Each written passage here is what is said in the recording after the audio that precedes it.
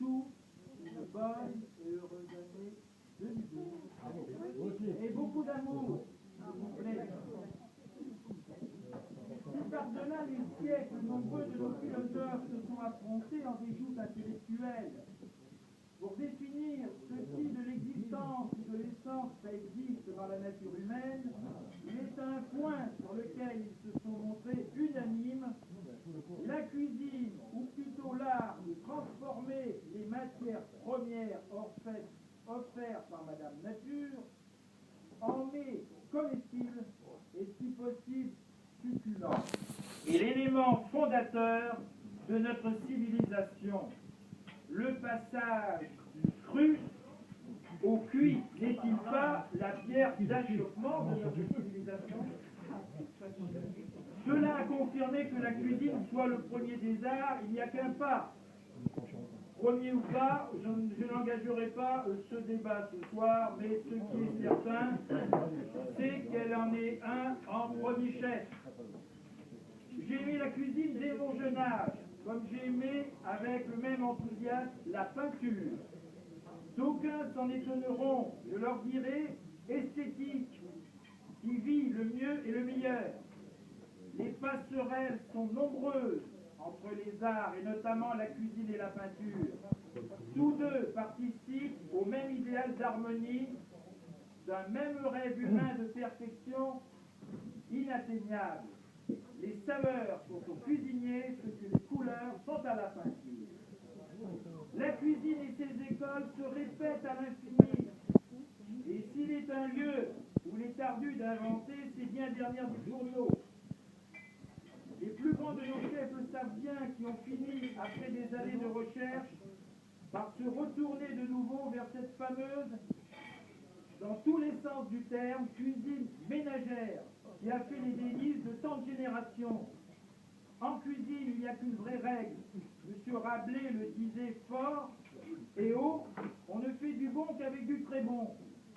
Plus tard, Kunorski ne disait qu'autre chose quand il affirmait que la cuisine est quand les choses ont du goût de ce qu'elles sont.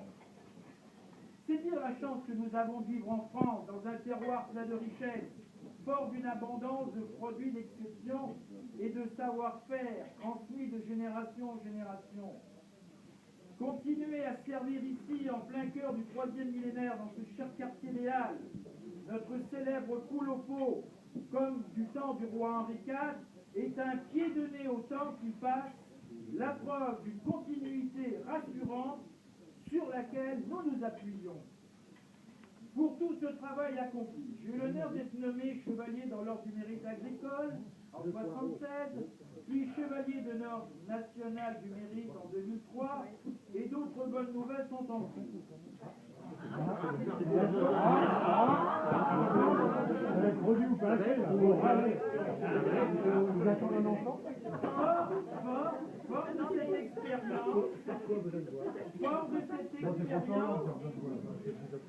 Fort de cette expérience, dans la restauration, je me dois prendre position aujourd'hui sur des sujets d'actualité, notamment l'apprentissage, sujet sur lequel j'ai beaucoup à dire. Nous voulons remettre l'apprentissage à 14 ans, c'est une absurdité. Aujourd'hui, les jeunes à 16-17 ans ne savent encore pas lire et écrire. Donc je vais prendre position dans la presse concernant cet apprentissage.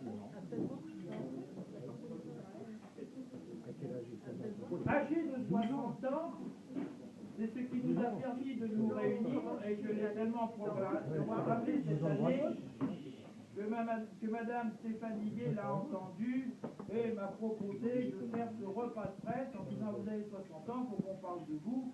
J'ai dit: ben écoutez, si vous voulez parler de moi je vais parler de vous aussi, parce que bientôt il va falloir que je fasse un ouvrage normal. Donc nous allons travailler sur ce sujet. Mais il est temps pour moi de songer à la transmission de cette information. De nuit. Je souhaite très sincèrement qu'elle soit reprise par des professionnels, des passionnés du métier, et qu'ils en assureront la pérennité. Les danseuses du Bolchoï n'auront pas leur place ici. Et mon affaire ne se limiterait pas à un chèque. Je tiens qu'une tradition se fasse. Et qu'il en soit ainsi, j'ai dit bon appétit. Bon président! Bon président!